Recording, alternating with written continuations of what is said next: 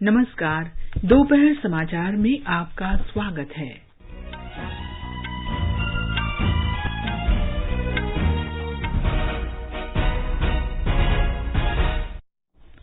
प्रधानमंत्री नरेंद्र मोदी ने कहा, पिछले 8 वर्ष में पूर्वोत्तर में अभूतपूर्व विकास हुआ है। राष्ट्रपति रामनाथ कोविंद कर्नाटक के 2 दिन के दौरे पर बेंगलुरु पहुंचे। राष्ट्रपति आज शाम राष्ट्रीय सैन्य स्कूल के प्लेटिनम जुबली समारोह का उद्घाटन करेंगे।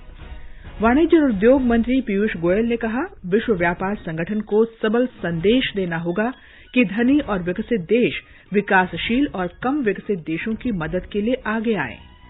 कांग्रेस नेता राहुल गांधी नेशनल हेराल्ड मामले में दिल्ली में प्रवर्तन निदेशालय के सामने पेश हुए। भाजपा की वरिष्ठ नेता स्मृति ईरानी ने कहा, कांग्रेस नेता एक जांच एजेंसी पर दबाव बनाने के लिए सड़कों पर उतर आए हैं। मौसम विभाग ने अगले 2 दिन तक पंजाब, हरियाणा, दिल्ली और दक्षिण पूर्वी उत्तर प्रदेश में लू की स्थिति जारी रहने का अनुमान व्यक्त किया। खेलो इंडिया युवा खेल का आज हरियाणा के पंचकुला में समापन होगा। पदक तालिका में हरियाणा शीर्ष पर, महाराष्ट्र दूसरे और कर्नाटक तीसरे स्थान पर है।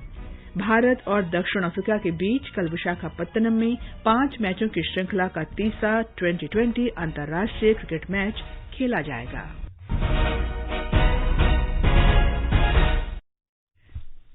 दोपहर समाचार में मनोज के साथ मैं कनकलता।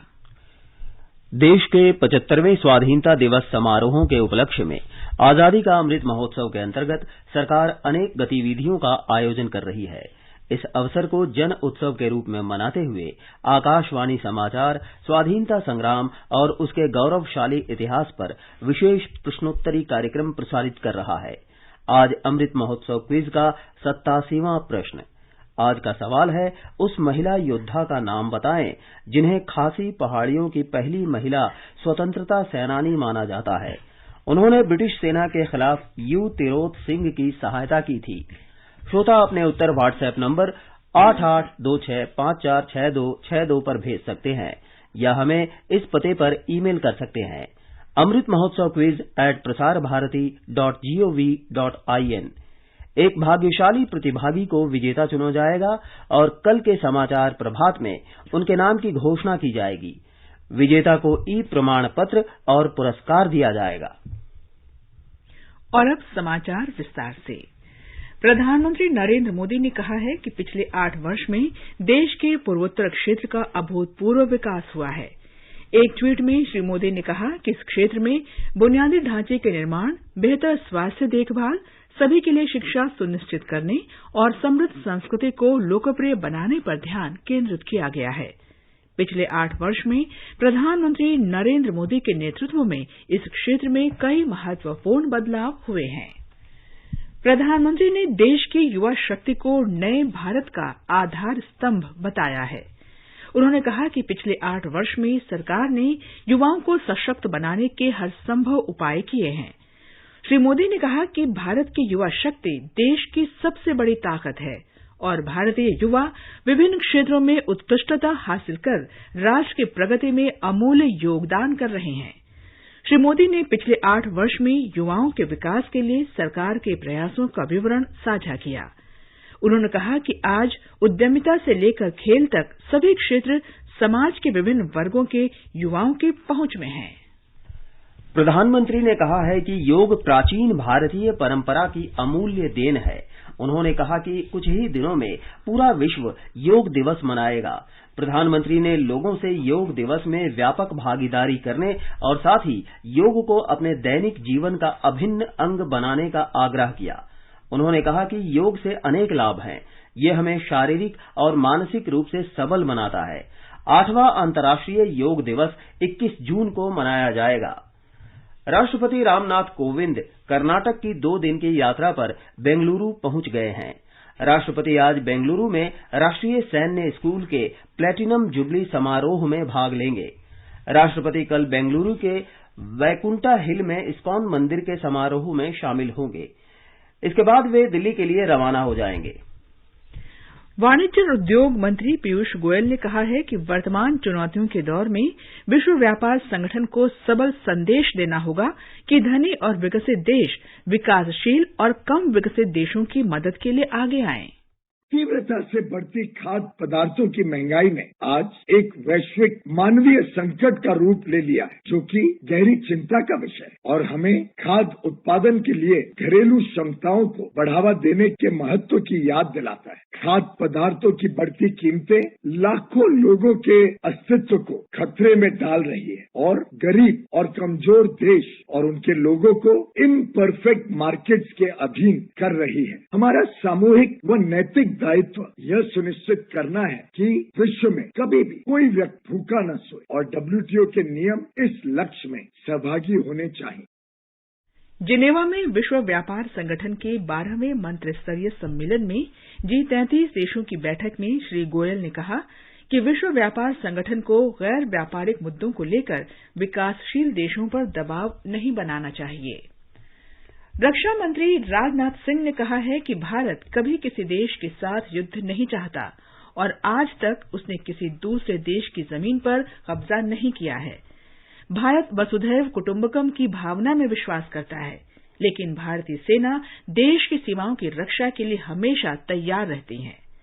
आज मसूरी में लाल बहादुर शास्त्री राष्ट्रीय प्रशासन अकादमी में आयोजित संयुक्त असैन्य सैन्य प्रशिक्षण कार्यक्रम में श्री सिंह ने कहा कि रक्षा उपकरण बड़े पैमाने पर देश में ही निर्मित किए जा रहे हैं। भविष्य में भारत को रक्षा उपकरणों की खरीद के लिए दूसरे देशों पर निर्भर रहने की जरूरत नहीं है। उन्होंने ये भी कहा कि प्रधानमंत्री नरेंद्र मोदी के नेतृत्व में विकास का लाभ समाज के हर वर्ग तक पहुंच रहा है।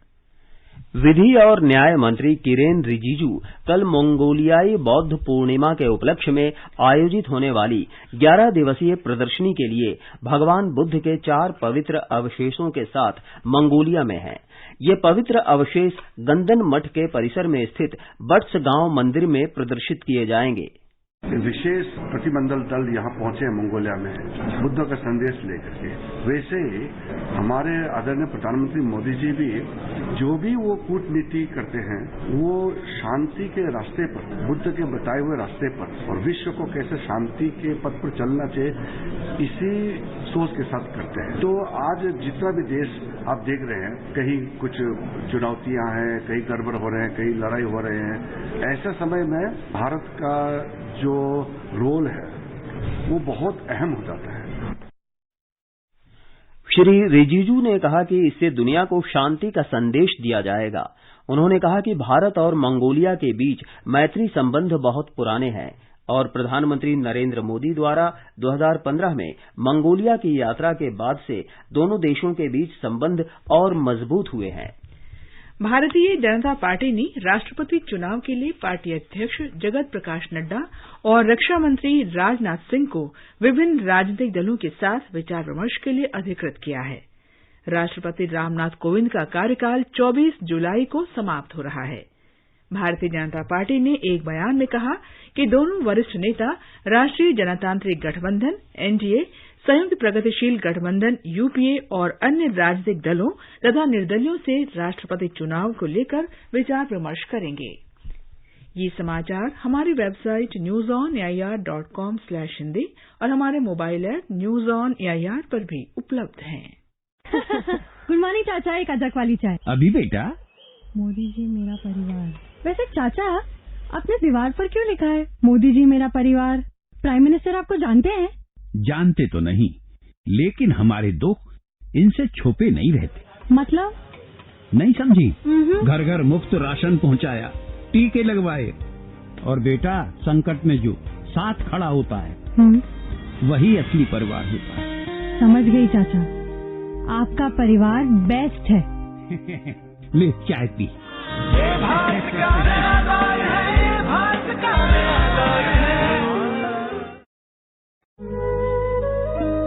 सुनो ना। हाँ? सोच रहा हूँ अपना बिजनेस क्यों न बढ़ा लूं। तो रोका किसने है? हाँ? रोका तो किसी ने नहीं, पर समझ नहीं आ रहा कि मदद किससे मांगूं। मुझसे। तुमसे? तो अच्छा बताओ फिर। आकाशवाणी है ना, मैंने सुना है उसका नेटवर्क देश भर में फैला है। पर उससे मेरा क्या फायदा?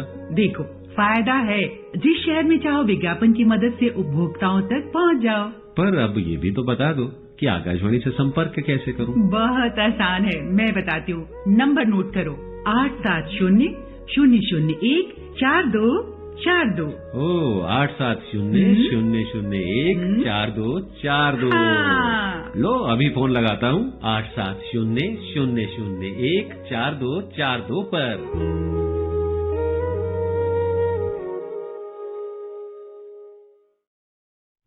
दोपहर समाचार में आपका फिर स्वागत है। कांग्रेस नेता राहुल गांधी नेशनल हेराल्ड मामले में आज दिल्ली में प्रवर्तन निदेशालय के सामने पेश हुए। उनके साथ उनकी बहन और पार्टी नेता प्रियंका गांधी वाड्रा भी थीं। श्री गांधी सैकड़ों कार्यकर्ताओं और पार्टी नेताओं के साथ सत्याग्रह मार्च के बाद प्रवर्तन निदेशालय कार्यालय पहुंचे। इससे पहले दिल्ली पुलिस ने राहुल गांधी के समर्थन में कांग्रेस मुख्यालय के बाहर विरोध प्रदर्शन कर रहे कई कांग्रेस कार्यकर्ताओं को हिरासत में लिया। कांग्रेस पार्टी के 2 मुख्यमंत्री अशोक गहलोत और भूपेश बघेल तथा पार्टी सांसदों, वरिष्ठ नेताओं और कार्यकर्ताओं ने पार्टी मुख्यालय से लेकर प्रवर्तन निदेशालय के कार्यालय तक प्रदर्शन किया। दिल्ली पुलिस ने राष्ट्रीय राजधानी में सुरक्षा कड़ी कर दी है। केंद्रीय मंत्री और भाजपा नेता स्मृति ईरानी ने कहा है कि कांग्रेस नेता एक जांच एजेंसी पर खुलेआम दबाव बनाने के लिए सड़कों पर उतरे हैं, क्योंकि उनका भ्रष्टाचार उजागर हो गया है। नई दिल्ली में आज संवाददाता सम्मेलन को संबोधित करते हुए उन्होंने कहा कि ये गांधी परिवार की संपत्ति की रक्षा करने का एक प्रयास है।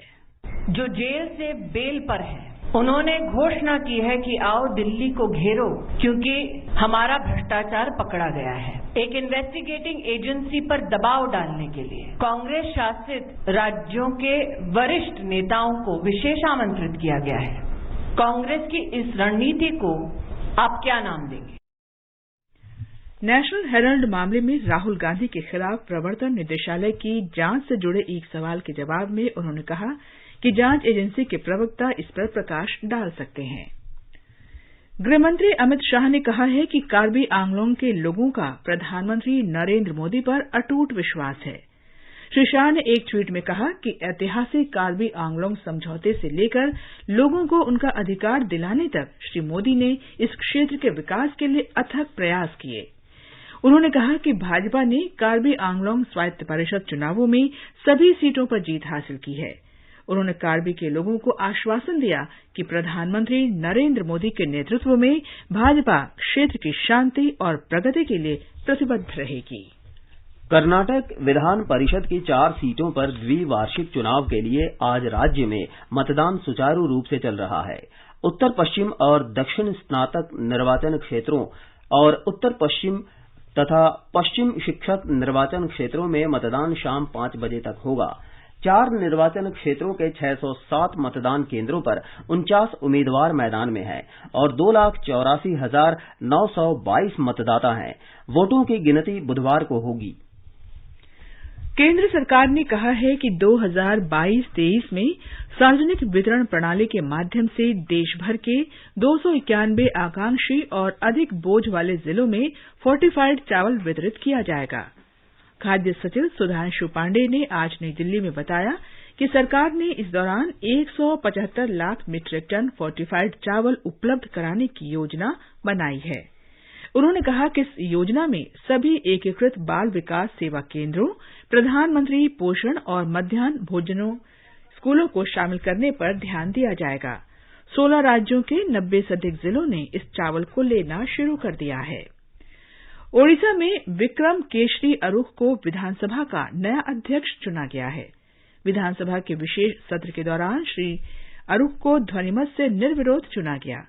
कुछ दिन पहले सदन के तत्कालीन अध्यक्ष डॉक्टर सूर्य नारायण पात्रो ने अपने पद से इस्तीफा दे दिया था। आगे बढ़ने से पहले मुख्य समाचारों पर एक नजर। प्रधानमंत्री नरेंद्र मोदी ने कहा, पिछले 8 वर्षों में पूर्वोत्तर में अभूतपूर्व विकास हुआ है। राष्ट्रपति रामनाथ कोविंद कर्नाटक के 2 दिन के दौरे पर बेंगलुरु पहुंचे। राष्ट्रपति आज शाम राष्ट्रीय सैन्य स्कूल के प्लेटिनम जुबली समारोह का उद्घाटन करेंगे। वाणिज्य और उद्योग मंत्री पीयूष गोयल ने कहा, विश्व व्यापार संगठन को सबल संदेश देना होगा कि धनी और विकसित देश विकासशील और कम विकसित देशों की मदद के लिए आगे आएं। कांग्रेस नेता राहुल गांधी नेशनल हेराल्ड मामले में दिल्ली में प्रवर्तन निदेशालय के सामने पेश हुए। भाजपा की वरिष्ठ नेता स्मृति ईरानी ने कहा, कांग्रेस नेता एक जांच एजेंसी पर दबाव बनाने के लिए सड़कों पर उतर आए हैं। मौसम विभाग ने अगले 2 दिन तक पंजाब, हरियाणा, दिल्ली और दक्षिण पूर्वी उत्तर प्रदेश में लू की स्थिति जारी रहने का अनुमान व्यक्त किया। खेलो इंडिया युवा खेल का आज हरियाणा के पंचकुला में समापन होगा। पदक तालिका में हरियाणा शीर्ष पर, महाराष्ट्र दूसरे और कर्नाटक तीसरे स्थान पर है। भारत और दक्षिण अफ्रीका के बीच कल विशाखापत्तनम में 5 मैचों की श्रृंखला का तीसरा T20 अंतर्राष्ट्रीय क्रिकेट मैच खेला जाएगा। देश में कोविड टीकाकरण का आंकड़ा 195 करोड़ को पार कर गया है। अब तक कुल 195 करोड़ 19 लाख से अधिक टीके लगाए जा चुके हैं। केंद्रीय स्वास्थ्य मंत्रालय ने बताया कि कल 11,77,000 से अधिक टीके लगाए गए। संक्रमण दर इस समय 98.68% है। जम्मू कश्मीर में श्रीनगर के संगम इलाके के क्रिसबल पालपोरा में कल शाम पुलिस के साथ मुठभेड़ में लश्कर-ए-तैयबा का एक आतंकवादी मारा गया। पुलिस ने बताया कि मारे गए आतंकवादी की पहचान गांदरबल जिले के आदिल पार्रे के रूप में हुई है। दिल्ली सरकार ने ऑक्सीजन आपूर्ति क्षमताओं को बढ़ाने के लिए राष्ट्रीय राजधानी में गोविंद वल्लभ पंत अस्पताल में ऑक्सीजन उत्पादन संयंत्र स्थापित किया है। संयुक्त राष्ट्र विकास कार्यक्रम के सहयोग से स्थापित ये संयंत्र प्रति मिनट 1000 लीटर से अधिक ऑक्सीजन का उत्पादन करेगा। संयुक्त राष्ट्र के सहायक महासचिव और एशिया और प्रशांत क्षेत्र के लिए संयुक्त राष्ट्र विकास कार्यक्रम के क्षेत्रीय निदेशक कन्नी विग्ना राजा ने आज इस संयंत्र का उद्घाटन किया। दिल्ली परिवहन निगम ने आज से दिल्ली काठमांडू मैत्री बस सेवा के समय और मार्ग में बदलाव किया है। ये बस दिल्ली गेट टर्मिनल से आज सुबह 10 बजे के मौजूदा समय के स्थान पर सुबह 7 बजे रवाना हुई। ये बस अब लखनऊ एक्सप्रेस हाईवे से जाएगी, जिससे करीब 49 किलोमीटर दूरी कम होगी। काठमांडू से दिल्ली के लिए इस बस सेवा के समय में कोई बदलाव नहीं किया गया है। दिल्ली से काठमांडू के बीच ये बस सेवा 25 नवंबर 2014 से शुरू हुई थी। आकाशवाणी समाचार की विशेष प्रस्तुति धरोहर में स्वतंत्रता आंदोलन के उन भाषणों, नारों और कविताओं से नई पीढ़ी को परिचित कराया जाता है जिन्होंने आजादी के दीवानों में उत्साह का संचार किया था।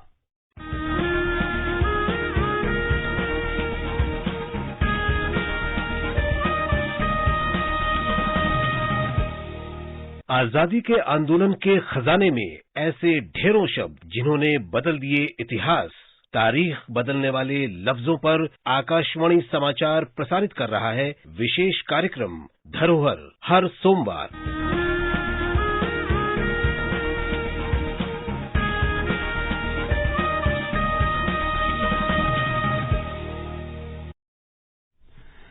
आजादी का अमृत महोत्सव के अंतर्गत आइए अब सुनते हैं आकाशवाणी की विशेष प्रस्तुति आजादी का सफर।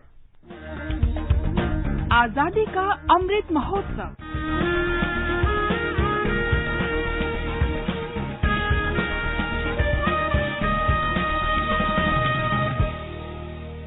आजादी का सफर आकाशवाणी समाचार के साथ। एक राष्ट्र का उदय, भारत का गौरवशाली स्वतंत्रता संग्राम आधुनिक विश्व के महानतम संघर्षों में से एक है। आकाशवाणी समाचार प्रत्येक दिन ला रहा है इस स्वतंत्रता आंदोलन की एक झलक।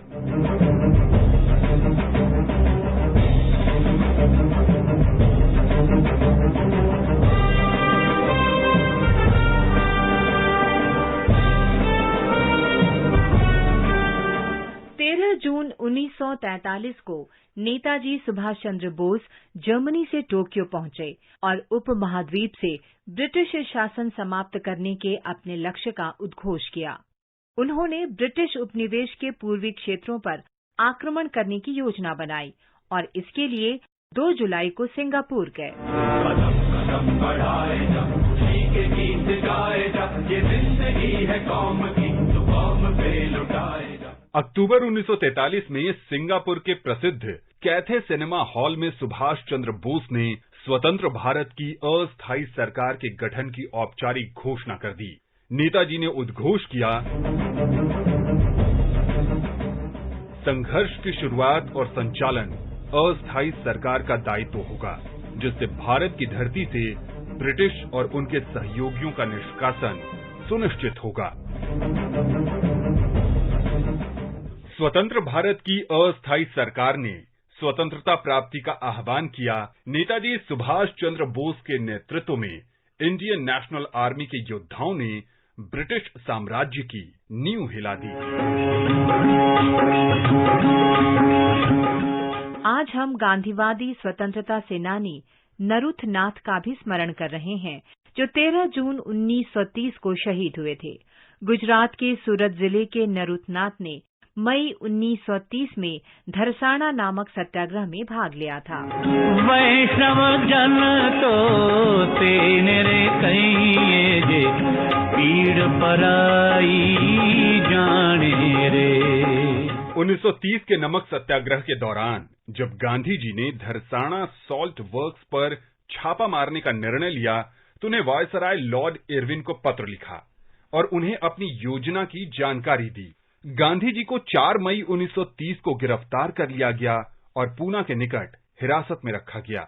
हालांकि गांधी जी की योजना के अनुसार धरसाना सत्याग्रह आगे जारी रहा। 76 वर्षीय सेवानिवृत्त न्यायाधीश अब्बास तैयब जी ने कस्तूरबा गांधी के साथ मार्च का नेतृत्व किया। पर दुखे उपकार करे तोए मन अभिमान न आने रे। तैयब जी और कस्तूरबा गांधी दोनों को धरसाना पहुंचने से पहले ही गिरफ्तार कर लिया गया और 3 महीने जेल की सजा दी गई। उनकी गिरफ्तारी के बाद सत्याग्रहियों ने सरोजिनी नायडू के नेतृत्व में मार्च जारी रखा। सशस्त्र सैनिकों ने सत्याग्रहियों को स्टील की मूठ वाली लाठियों से पीटा। नरुथनाथ सहित बड़ी संख्या में सत्याग्रही बुरी तरह घायल हुए। चोट की वजह से 13 जून 1930 को नरुथनाथ की मृत्यु हो गई। स्वदेश की माटी के इस साहसी सपूत को हमारा नमन।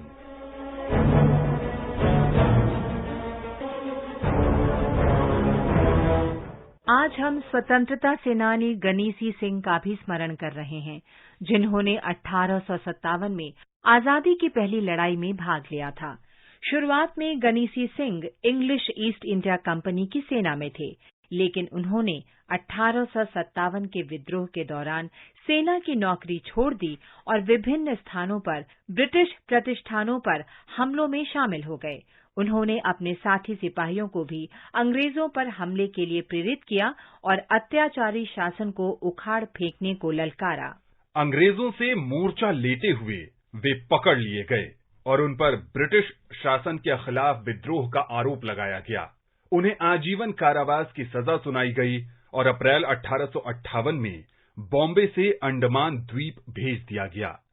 कारावास में ही 13 जून 1858 को उनका निधन हो गया। इस महान शहीद को हमारा शत शत नमन। और अब आकाशवाणी समाचार के साथ आजादी का सफर की ये कड़ी संपन्न होती है। कल फिर मिलेंगे अगली कड़ी के साथ।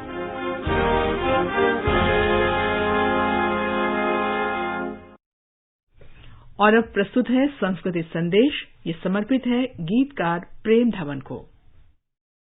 छोड़ो कल की बातें, कल की बात पुरानी, नए दौर में लिखेंगे मिलकर नई कहानी।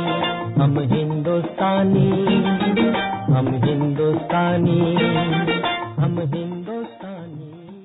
13 जून 1923 को अंबाला में जन्मे प्रेम धवन ने लाहौर के एफसी कॉलेज से ग्रेजुएशन किया।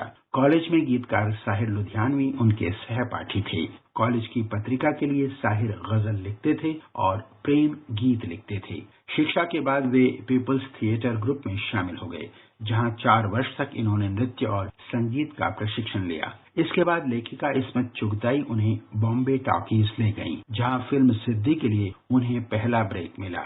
यहाँ संगीतकार अनिल विश्वास, सलील चौधरी, मदन मोहन और चित्रगुप्त के लिए उन्होंने कई सदाबहार गीत लिखे। प्रेम धवन ने लगभग 50 फिल्मों में नृत्य निर्देशन भी किया। फिल्म नया दौर के गीत उड़े जब जब जुल्फ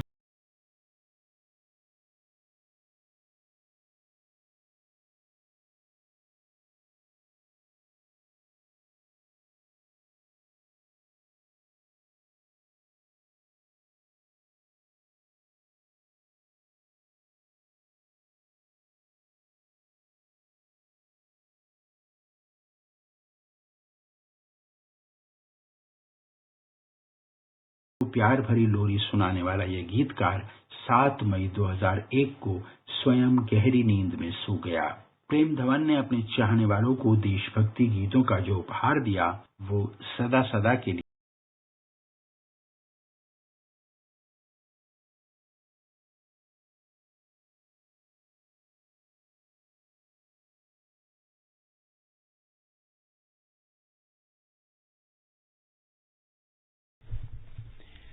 ये समाचार आकाशवाणी से प्रसारित किए जा रहे हैं।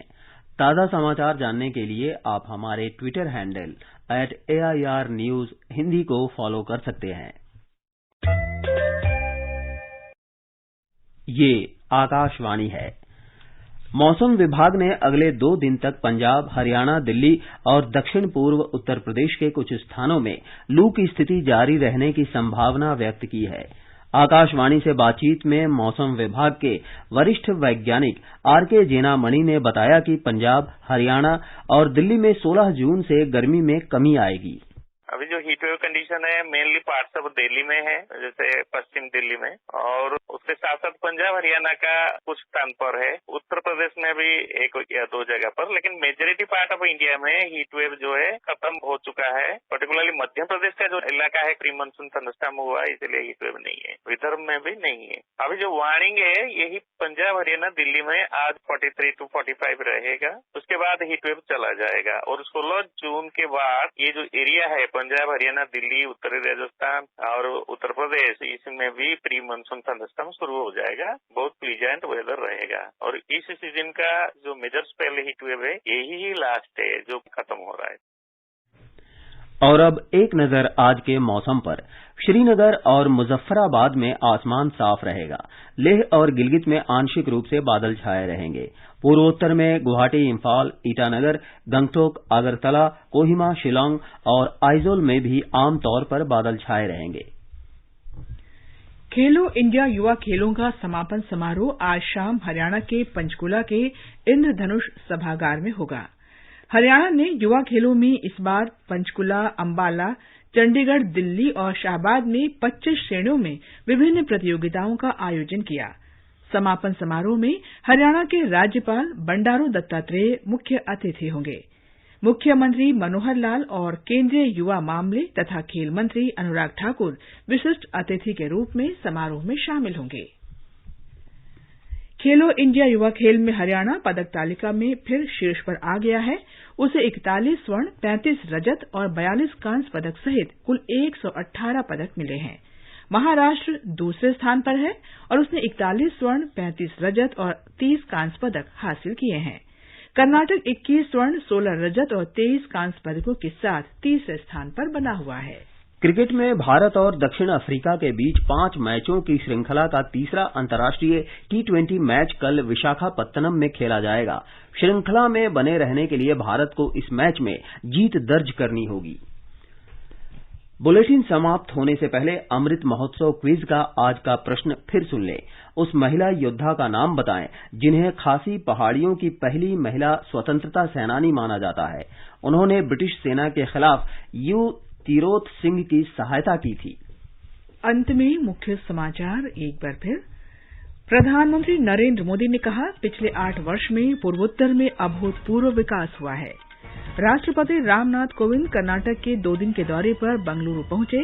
राष्ट्रपति आज शाम राष्ट्रीय सैन्य स्कूल के प्लेटिनम जुबली समारोह का उद्घाटन करेंगे। वाणिज्य और उद्योग मंत्री पीयूष गोयल ने कहा, विश्व व्यापार संगठन को सबल संदेश देना होगा कि धनी और विकसित देश विकासशील और कम विकसित देशों की मदद के लिए आगे आएं। कांग्रेस नेता राहुल गांधी नेशनल हेराल्ड मामले में दिल्ली में प्रवर्तन निदेशालय के सामने पेश हुए। मौसम विभाग ने अगले 2 दिन तक पंजाब, हरियाणा, दिल्ली और दक्षिण पूर्वी उत्तर प्रदेश में लू की स्थिति जारी रहने का अनुमान व्यक्त किया। खेलो इंडिया युवा खेल का आज हरियाणा के पंचकुला में समापन होगा। पदक तालिका में हरियाणा शीर्ष पर, महाराष्ट्र दूसरे और कर्नाटक तीसरे स्थान पर है। इसके साथ ही दोपहर समाचार का ये अंक समाप्त हुआ। नमस्कार।